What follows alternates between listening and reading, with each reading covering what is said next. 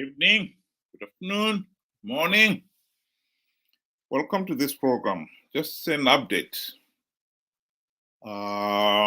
Yesterday, I did mention that the SADC Troika on politics, defense, and security cooperation, which is shared at the present moment by President Hichilema of Zambia, met to discuss, among other things, the recent election in Zimbabwe. We are still waiting to hear what their decision was. My colleague and fellow countryman, Dr. Professor Ibbo Mandaza, was able to hold his lecture in South Africa, where he was talking about the elections in Zimbabwe. I commend him for once again reminding SADC that they cannot walk away from Zimbabwe.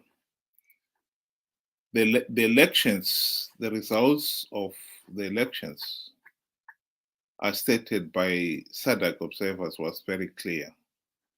The elections were flawed and illegal, and they failed to produce a legitimate result. SADC should not try to water down that outcome. They're not doing Zimbabwe any favors. They're not doing the region any favors. I just want you to listen to just a small section of his lecture. I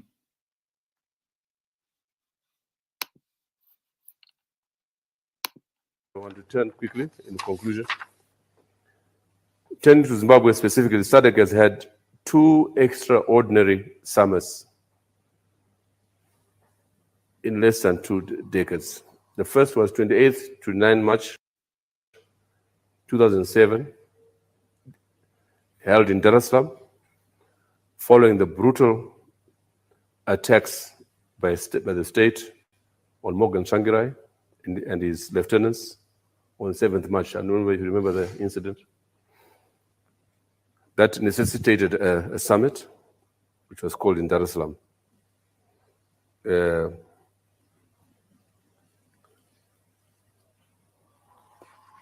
Because the region was so incensed at such barbaric behavior that the summit mandated President Thabo Mbeki of South Africa to continue to facilitate dialogue between the opposition MDC and Mugabe's government and report periodically to the Troika.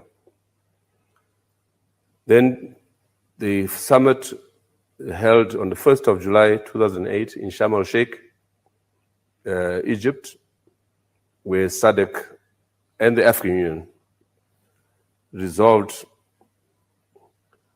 that the disputed election should be resolved through a GNU. And I read part of the summit. One, to encourage Mugabe and Tsvangirai to honor their commitment to institute dialogue with a view to promoting peace, stability, democracy, and the reconciliation of the Zimbabwean people. To support the call for the creation of a government of national unity, to support the SADC facilitation, and to recommend that SADC mediation efforts should be continued in order to resolve the problems they are facing. In this regard, SADC should establish a mechanism on the ground in order to seize the momentum for a negotiated solution. To appeal to states and all parties concerned to refrain from any action that may negatively impact on the climate of dialogue. And in the spirit of SADC initiatives, the AU remains convinced that the people of Zimbabwe will be able to resolve their differences and work together once again as one nation, provided they receive undivided support from SADC, the AU, and the world at large. I mention all this because we are simply back to where we were in 2008, a disputed election. So we, on the base of that, some of us have launched a petition, and I just quote from it. We believe that Zimbabwe has again reached the Lancaster House moment, the occasion on which to get back to the drawing board, reflect on a difficult 2 decades of conflict, and embark on the path towards a comprehensive political and economic settlement. Accordingly, on 7th September 2023, at the resolution of the combined meeting of the Surplus Trust and the Platform for Concerned Citizens, launched the following petition to the SADC organ on politics, defense, and security. Once again, I quote, once again, a Zimbabwean election fails the test of credibility. However, the 2023 harmonized elections have failed the test so comprehensively that even the reputable regional and international observers are for once all in agreement that this election has failed. The main opposition and many civil society organizations have condemned the election, as have many ordinary citizens. The only response can be to declare the elections null and void. But then, what should they be done? By any measure, the government since 2017 has shown no ability to reform, either politically or economically, or to create the conditions that could lead to an election that is free, fair, and credible. The coup in 2017 did not usher in a new dispensation, but a continuation of the kind of governance that has led to the 2023 result. There needs to be a new way to resolve the crisis that this election has now deepened further, and not in the way that the crisis of 28 was managed. Therefore, the way forward must be bold and innovative, recalling the manner in which the Rhodesian crisis was dealt with. This must require the following. 1, the establishment of an eminent persons group tasked with negotiating the establishment of a transitional government composed of political parties and other major citizen groupings. I think I'll stop there. I think the emphasis cannot be denied. Zimbabwe cannot carry on as we've been carrying on all along. The 2008 to 2013 GNU was a golden opportunity to implement the democratic reforms which would have taken the country out of this cycle of rigged elections. Alas, that GNU failed to deliver on that promise. That cannot be denied. That cannot be denied. That is the reality. That's why we are where we are now. So I think I would like to underline what Ibbo Mandaza is saying there as well, that SADC should take this issue seriously. I believe that this is giving Zimbabwe an opportunity to have a new GNU, or call it a National Transition Authority, call it what you like, but another chance to implement those democratic reforms to get the country out of this mess.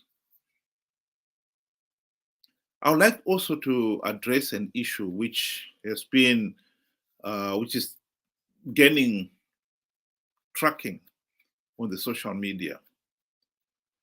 That CCC has done the nation a big favor by participating in these 2023 elections. That is nonsense. I repeat, that is nonsense. CCC has participated in these elections, knowing fully well that the process is flawed, as SADC and the AU have since confirmed. They participated in previous elections, knowing fully well that the process is flawed, and that by participating, they were giving legitimacy to Zanu PF.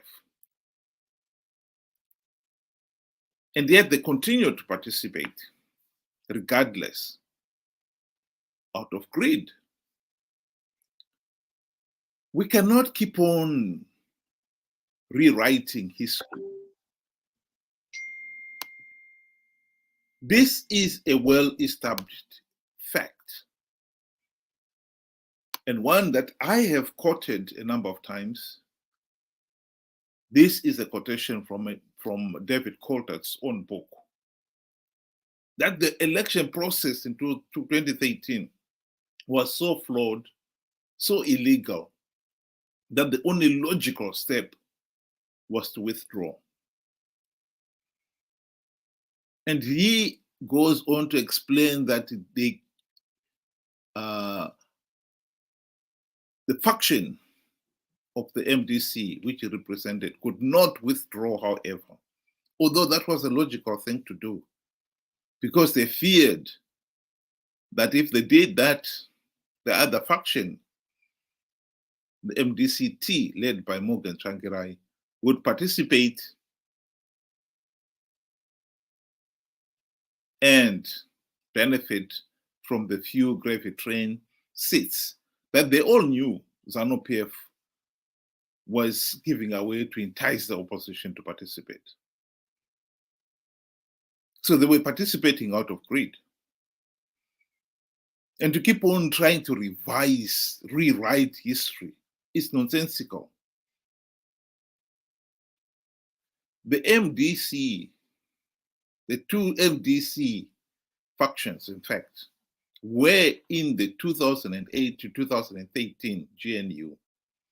They failed to implement even one meaningful democratic reform during that 5-year GNU period, because Mugabe bribed them with the trappings of high office, the ministerial limos, the very generous salaries and allowances, and for Morgan Tsvangirai, the US $4 million mansion in Highlands, etc., etc.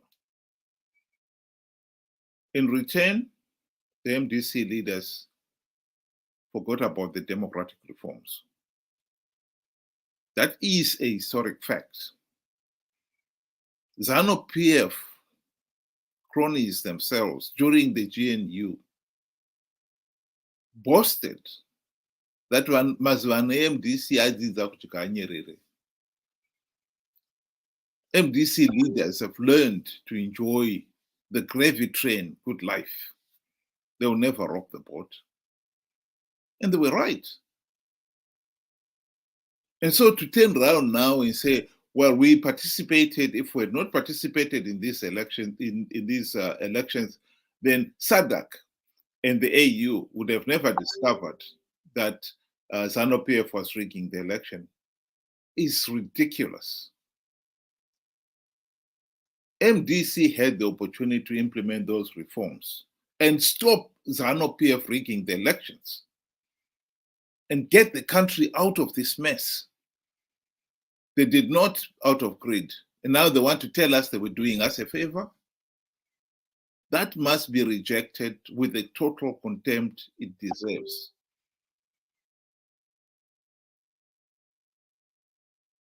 If we were to listen to that nonsense, are we saying here that even if we managed to get SADC to form this new GNU. And the chances are that SADC may opt for the easier route, if I may put it that way, i.e., let Zanu PF and CCC into a new GNU and cross their fingers that this time they will implement the reforms. That is the easiest way.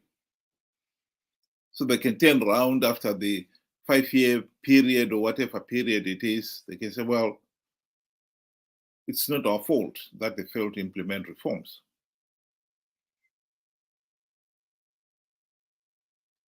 And in this case here, if we have to believe CCC, are we saying here that in the new GNU, they will not implement even one meaningful reform? Because come 2028, they would want SADC and the AU election observers to discover more flaws and more illegalities by Zanu PF. MDC was launched in 1999 to implement democratic changes. As the party name suggests, Movement for Democratic Change. They were not launched so that even when they get the opportunity to implement those reforms, they don't do so to make sure that SADC and the AU have got something to uncover in future elections. The argument that CCC have done the nation a great favor by participating in 2023 elections, just as much as us participating in 2013 and before that 2018, is nonsensical. They participated in those elections for the same reason they failed to implement the democratic changes when they had the golden opportunity to do so during the GNU. Greed and breathtaking incompetence. It's a pity that some of our Zimbabweans are so easily fooled that they actually believe this narrative, this new narrative. If you believe that new narrative, the more reason why we cannot let CCC and Zanu PF have anything to do in the new National Transition Authority. Because Zanu PF will have his own agenda. Zanu PF does not want the reforms to be implemented. Because Zanu PF knows that as long as they keep enjoying those carte blanche powers to rig the elections, the party's hold on power is guaranteed. Zanu ichatonga kusvika madhonga merenyanga, as the party is often boasted. And CCC, for their part, they are quite happy to participate in flawed elections as long as they get a share of the spoils of power. Indeed, CCC have given up the fight for democratic reforms and free and fair elections in favor of winning rigged elections. They claim they've got strategies of winning rigged elections. None of their strategies have worked. None. And yet they've kept on participating. The reason why they've claimed all these winning in rigged election strategies is a cover, a smokescreen, to hide the real reason why they keep participating, which is greed, as I said. If you don't believe me, there is a statement. This is a quotation from David Coulthard's book. I think it is ridiculous to keep on pretending that CCC would ever deliver free, fair, and credible elections in Zimbabwe. We have got to accept that CCC or MDC, then CCC, have failed to implement even one meaningful democratic reform in 23 years. That is not by accident. It's because they are corrupt and breathtakingly incompetent. And instead of admitting their own shortcomings, they want now to deceive the naive and gullible section of our society, that they actually did the nation a big favor by being greedy and breathtakingly incompetent and failing to implement even one meaningful democratic reform, even when they had the golden chance to do so, because they wanted SADC to have something to discover. If they had implemented the reforms, SADC would have nothing to discover. That's a nonsensical argument. If they'd implemented the reforms, these elections, just as the elections in 2013 would have been free, fair, and credible, Zimbabwe would have been a totally different country now. We would have broken away from this cycle of rigged election and bad governance. That is the purpose. And that is the objective that we should go for.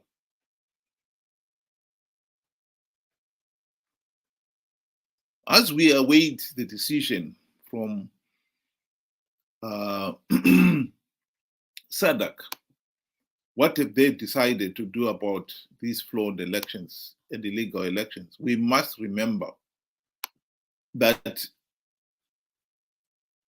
even if SADC decides that these elections, yes, they were flawed, Zanu PF, this Zanu PF regime is illegitimate.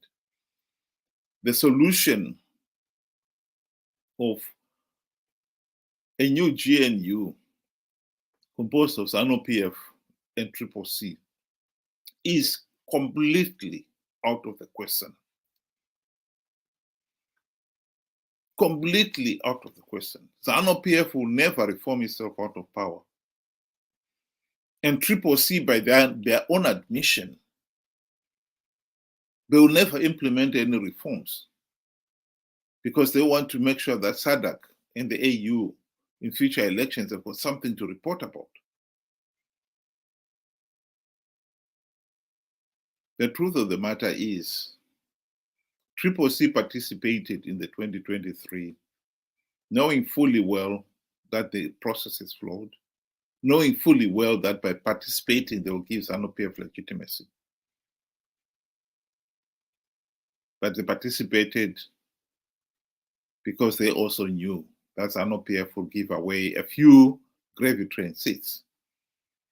And it is interesting to note, actually, that even after SADC and the AU had pronounced those elections as a sham, that did not stop CCC leaders taking the oath of office and taking their gravy train seats. And thus defying SADC and the AU. And the process was flawed. CCC want to have it both ways. They want the process to be declared flawed but as long as they're allowed to keep their gravity seats. We can't have it both ways. If the process is flawed and illegal, it cannot produce any meaningful legal result. It means those CCC leaders who say they've won those seats, that is also illegal. Why they took the seats is because they are greedy. This is what they were fighting for. They just want it both ways, that's all.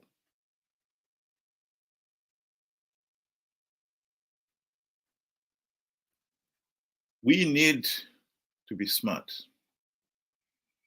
As much as we can put pressure on SADC to help us get out of this political and economic and social mess that the country is in, and the root cause of it is the failure to hold free, fair, and credible elections. We, the people of Zimbabwe, also must be smart enough to realize that this present situation is unworkable. We need to be clear what we want going forward. And what we want going forward is not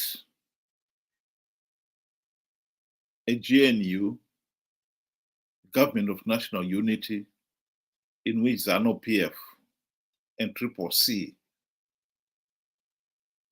are asked to implement the democratic reforms. Again, that's happened in 2008 to 2013. They failed last time.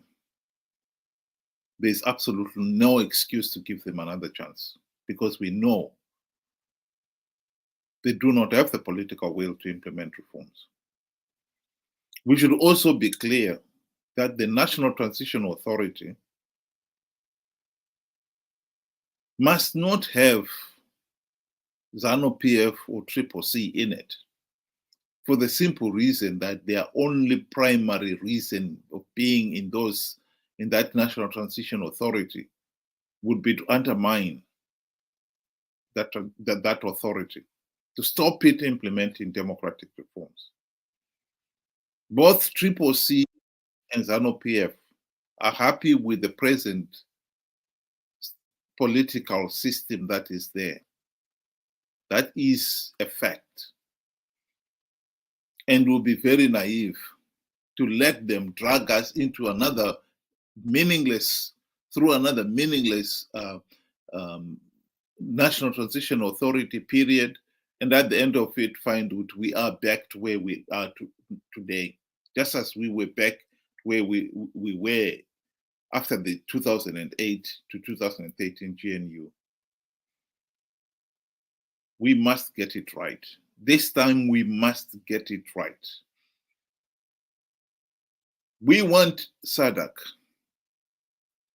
to uphold the SADC election observer team's report and condemn this Zanu PF regime as illegitimate. We also want SADC to accept that we cannot have the same solution that failed to deliver meaningful change last time. Again,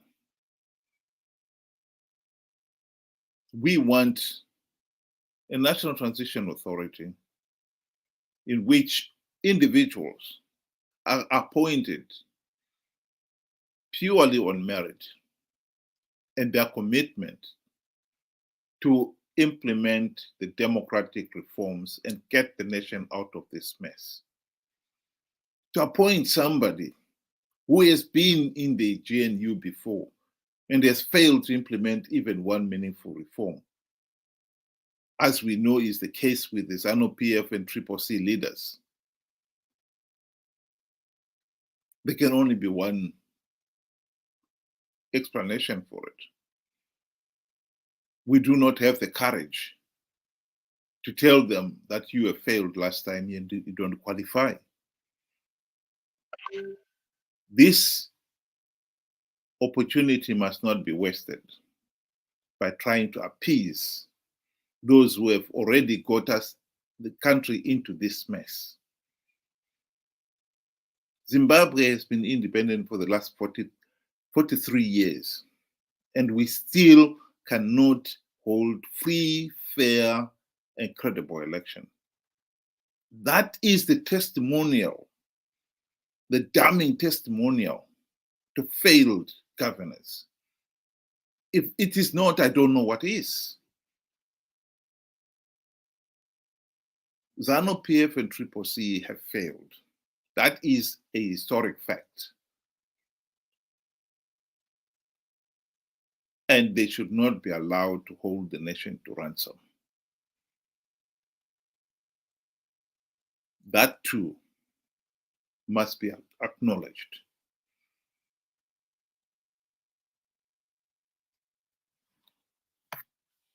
It is important that we should know what we want. And I seriously would like to see Zimbabweans take that point very seriously and with the agency that it requires.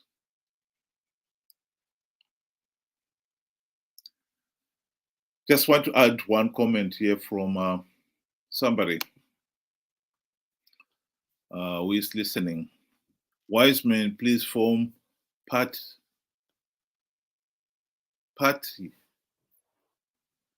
and free us. While we are all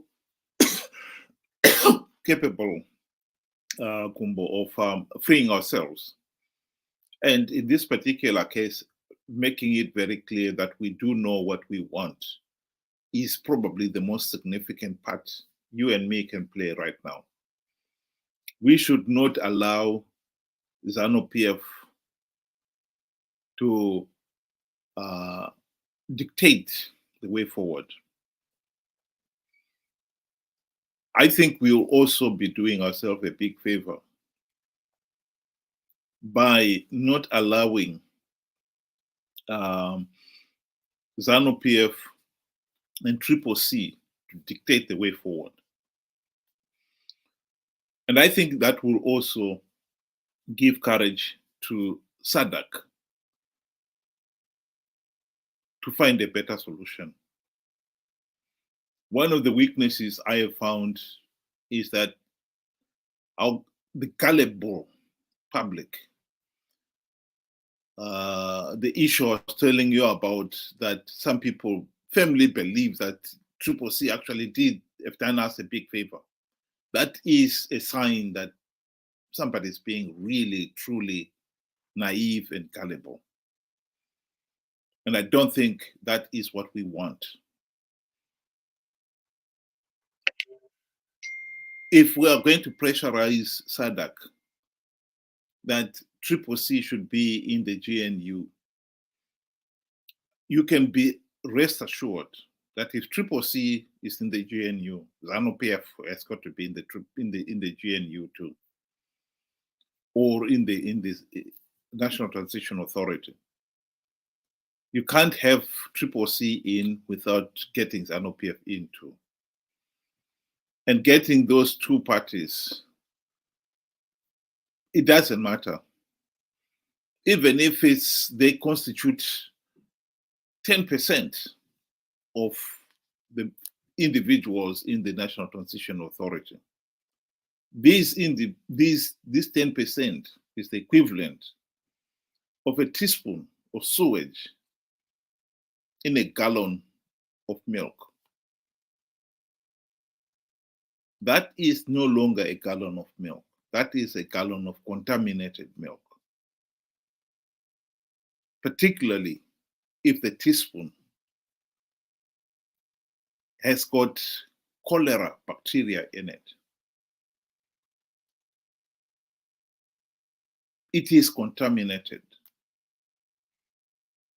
We do not need Zanu PF and CCC to dictate the way forward. They are the ones who got us into this mess. And it is naive, honestly, it is naive to think that the people who are the problem can also be the solution. That's just not on. I honestly think we need to keep piling up the pressure on SADC and the AU to help Zimbabwe resolve this problem. But most important of all, we need, as the people, as Zimbabweans ourselves, we need to be clear what is it we want. And at the present moment, I honestly think we have not done enough of our own homework to say what is it we want. At the present moment, we are all over the place. Some Zanu PF supporters are saying, let's carry on the way it is. Some CCC supporters are talking of, let's have fresh elections. As long as we have the same Zanu PF and CCC in positions of power and authority, nothing is going to change. That is my message to everybody. We need to be clear on what we want. We cannot be that naive and gullible to believe CCC did us a favor in participating in these 2023 elections. Are we saying that they did us a favor in failing to implement even one meaningful democratic reform, even when they had the golden opportunity to do so in 2008 to 2013? We really need to be smart. That is my call to everybody. Thank you very much for listening, and good night.